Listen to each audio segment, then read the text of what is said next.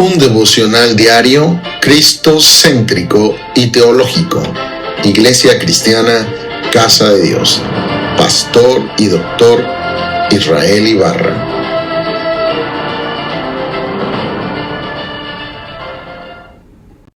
Devocional de hoy, 20 de julio del 2026. El texto de hoy es Juan 19, versos 14 y 15. Reina Valera 1960. Dice la palabra de Dios: era la preparación de la Pascua y como la hora sexta. Entonces dijo a los judíos: he aquí vuestro rey. Pero ellos gritaron: fuera, fuera, crucifícale. Pilato les dijo: ¿a vuestro rey he de crucificar? Como introducción vemos aquí la presentación del rey Mesías, pero también el rechazo de la nación. Pilato, sin comprender plenamente el alcance de sus propias palabras, presenta públicamente a Jesucristo diciendo: he aquí vuestro rey. Recordamos en los devocionales pasados que ya lo había presentado como he aquí el hombre. Ahora dice: he aquí vuestro rey. Desde la perspectiva del gobernador romano, probablemente estas palabras tenían un tono de ironía y quizá de burla y desprecio hacia los dirigentes judíos. Era como si dijera: aquí tienen al hombre que ustedes llaman rey. Sin embargo, el Espíritu Santo dirige el relato para que esas palabras proclamen una verdad eterna. Jesús sí era el rey. No un rey simbólico, no un rey elegido por los hombres, no un rey que dependiera de la aprobación del pueblo, como era Pilato. Cristo era y es el rey prometido por Dios desde el Antiguo Testamento, el hijo de David anunciado por los profetas y el Mesías esperado por Israel. Lo que para Pilato fue una expresión de burla, para Dios fue una proclamación pública de la identidad de su hijo. Una vez más, el Señor demuestra que incluso las palabras de los incrédulos pueden servir para manifestar su verdad y cumplir sus propósitos. Vamos a desarrollar varios puntos. Este es el primero. Era la preparación de la Pascua. Juan señala cuidadosamente el momento en que ocurren estos acontecimientos. La expresión era la preparación de la Pascua. Esta observación no es un simple dato cronológico. Tiene un profundo significado teológico. Mientras en Jerusalén todo se preparaba para la celebración de la Pascua, el verdadero Cordero de Dios estaba siendo conducido hacia el sacrificio. Muchos siglos antes, Dios había instituido la Pascua en Egipto. Leemos en Éxodo 12, versos 5 al 7, el animal será sin defecto, macho de 1 año. Lo tomaréis de las ovejas o de las cabras, y lo guardaréis hasta el día 14 de este mes, y lo inmolará toda la congregación del pueblo de Israel entre las 2 tardes. Y tomarán de la sangre y la pondrán en los 2 postes y en el dintel de las casas en que lo han de comer. Bueno, es muy significativo este pasaje porque aquí estamos viendo cómo se cumple todo esto. Aquel cordero protegía temporalmente a las familias israelitas del juicio sobre Egipto. Sin embargo, era solamente una figura. En teología conocemos esto como el tipo y el antitipo, que es el cumplimiento. Ahora estaba presente aquí el cumplimiento perfecto, el antitipo de esa sombra, de aquella figura que se estaba viendo. Juan el Bautista lo deja claro, porque ya lo había iniciado desde el principio del Evangelio, en Juan 1:29, diciendo: he aquí el Cordero de Dios que quita el pecado del mundo. No existe coincidencia alguna en el tiempo de la muerte del Señor. El Padre habría determinado que el verdadero Cordero fuera ofrecido precisamente durante la celebración que anunciaba su sacrificio. Toda la historia de la Pascua encontraba su cumplimiento en Jesucristo. El segundo punto, la expresión «he aquí vuestro rey». Pilato pronuncia una frase que resume gran parte del mensaje del Evangelio de Juan: «He aquí vuestro rey». Observemos la precisión de las palabras. No dice simplemente «he aquí un rey», dice vuestro rey. El rey prometido de Israel estaba delante de ellos. Desde el nacimiento del Señor, el tema de su realeza había sido anunciado. El ángel dijo a María en Lucas 1:32 y 33: Este será grande y será llamado Hijo del Altísimo. Y el Señor Dios le dará el trono de David su padre, y reinará sobre la casa de Jacob para siempre, y su reino no tendrá fin. Durante su entrada triunfal en Jerusalén, también se cumplió la profecía de Zacarías 9:9. Alégrate mucho, hija de Sión, dice la Escritura. Da voces de júbilo, hija de Jerusalén. He aquí que tu rey vendrá a ti, justo y salvador, humilde, y cabalgando sobre un asno, sobre un pollino, hijo de asna. Juan mismo relacionó esa entrada con el cumplimiento de esta profecía y declara las palabras de Cristo. Juan 12:14 dice: y halló Jesús un asnillo y montó sobre él, como está escrito: no temas, hija de Sión, he aquí que tu rey viene montado sobre un pollino de asna.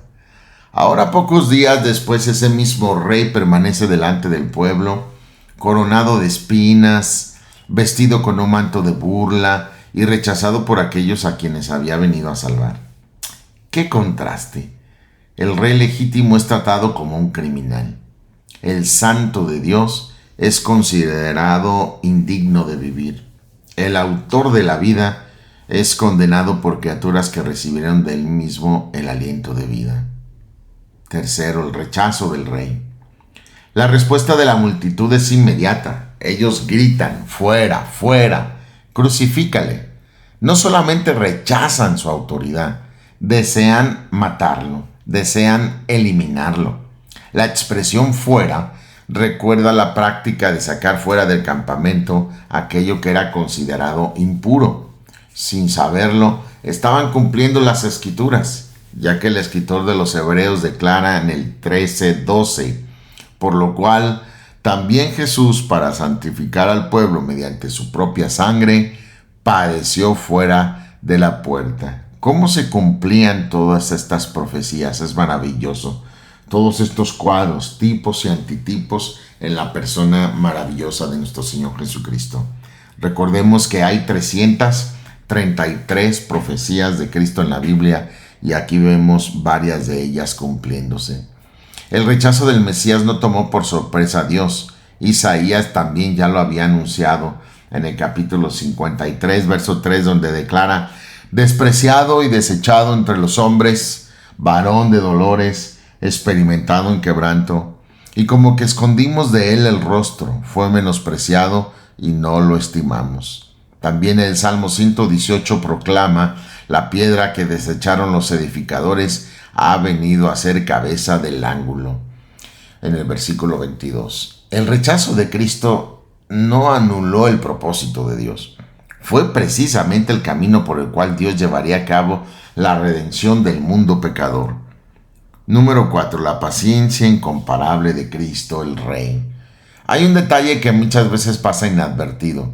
Durante toda esta escena, Jesús permanece en silencio. No responde a los gritos, no maldice a quienes lo insultan, no invoca juicio sobre sus enemigos, no utiliza su poder para destruir a quienes lo rechazan. ¿Qué rey tan diferente de los reyes de este mundo? Su autoridad se manifiesta en perfecta mansedumbre, su grandeza resplandece en su humildad, su poder se revela en su dominio propio. Pedro recordaría años después en su carta, en el capítulo 2, versículo 23 de su primera carta, quien cuando le maldecían no respondía con maldición, cuando padecía no amenazaba, sino encomendaba la causa al que juzga justamente. Esta paciencia no era debilidad, era la fortaleza del amor perfecto. El rey permanecía firme porque sabía que el camino de la cruz conduciría a la victoria de la resurrección, traería gloria al Padre y abriría la puerta de la salvación. Esta es nuestra reflexión. Cada persona debe responder a la misma pregunta que enfrentó el pueblo de Israel. ¿Qué haremos con el rey que Dios ha enviado? No existe una posición neutral. Los principales sacerdotes lo rechazaron abiertamente. Pilato intentó evitar una decisión firme. Los discípulos, aunque con debilidades, terminaron confesándolo como Señor. Hoy esa misma decisión sigue vigente. Cristo no vino únicamente para ser admirado como un maestro o reconocido como un personaje histórico. Él vino para reinar en el corazón de quienes creemos en Él. Reconocer a Jesucristo como Rey, Salvador, como Dios hecho carne, como Redentor, implica rendir nuestra voluntad, someternos nuestros pensamientos a su palabra y vivir para la gloria de Dios. Someternos a su señorío es renunciar a todo para vivir para Él. La aplicación es muy clara. Examinemos nuestra vida con sinceridad. Pregunta: ¿es Cristo realmente el Rey de nuestras decisiones? Pregunta: ¿gobierna nuestras prioridades, nuestro tiempo, nuestras relaciones y nuestro servicio? Fíjate bien, es posible confesar con los labios que Cristo es Señor y al mismo tiempo vivir según nuestros propios deseos. Él mismo declaró el Señor Jesús en Lucas 6:46. ¿Por qué me llamáis Señor, Señor, y no hacéis lo que yo os digo? El verdadero discipulado comienza cuando dejamos de ocupar el trono de nuestra vida y reconocemos que solo Jesucristo tiene el derecho a gobernar nuestra vida. Someternos a su señorío es importante. Asimismo, aprendamos del carácter del propio Cristo, el Rey hecho carne, el Dios hecho carne. Vivimos en una época marcada por el orgullo, la violencia verbal y la búsqueda constante de poder. Cristo nos muestra que la verdadera grandeza consiste en obedecer al Padre, servir a los demás y responder con gracia aún en medio de la oposición. Aprended de mí, que soy manso y humilde de corazón, y hallaréis descanso para vuestras almas, dice el Señor. Esta es la exhortación: no permitas que el mundo determine tu concepto de Jesucristo. Para algunos fue un blasfemo, para otros un simple profeta, para otros un peligro político, para otros un hombre digno de compasión, para otros un hombre digno de muerte. Pero la Escritura declara que Él es el Rey eterno, el Rey de Reyes, el Señor de los Señores, el único y sabio Dios verdadero, el Dios hecho carne, el Salvador del mundo, el Dios todopoderoso.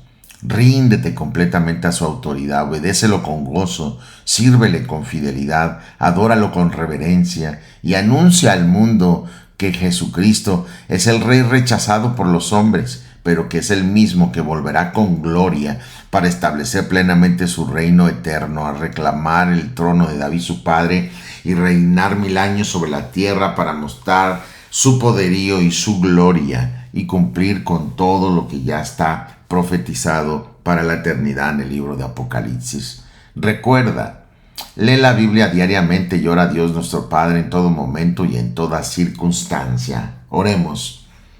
Rey mío y Dios mío, Padre Santo, te damos gracias porque enviaste a tu Hijo amado como el Rey prometido desde la antigüedad. Vemos cómo se cumplen todas estas profecías para certificar que Jesucristo es el Salvador del mundo. Gracias porque todas tus promesas, Padre, encuentran su cumplimiento perfecto en Jesucristo.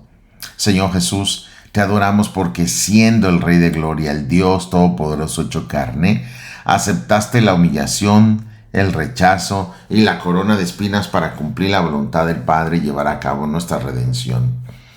Perdónanos cuando hemos querido gobernar nuestra propia vida. Enséñanos a someternos con alegría a tu señorío, que nuestras decisiones, pensamientos, palabras y acciones reflejen que pertenecemos a tu reino. Danos un espíritu humilde como el tuyo, Señor. Ayúdanos a responder con gracia cuando seamos incomprendidos, a permanecer fieles cuando enfrentemos oposición y a confiar plenamente en el Padre cuando el camino sea difícil. Fortalece a tu iglesia para proclamar con valentía que Jesucristo es el único Rey digno de toda obediencia, adoración y gloria, que Él es el Dios todopoderoso, creador del cielo y de la tierra, el Dios hecho carne, y que fuera de Él no hay quien salve. Oh Señor, esperamos con gozo el día en que toda rodilla se doblará delante de ti, toda lengua confesará que tú eres el Señor Dios, para gloria de Dios Padre. En el santo y precioso nombre de mi gran Dios, Señor y Salvador Jesucristo, Padre, te doy gracias. Amén. Bendiciones totales.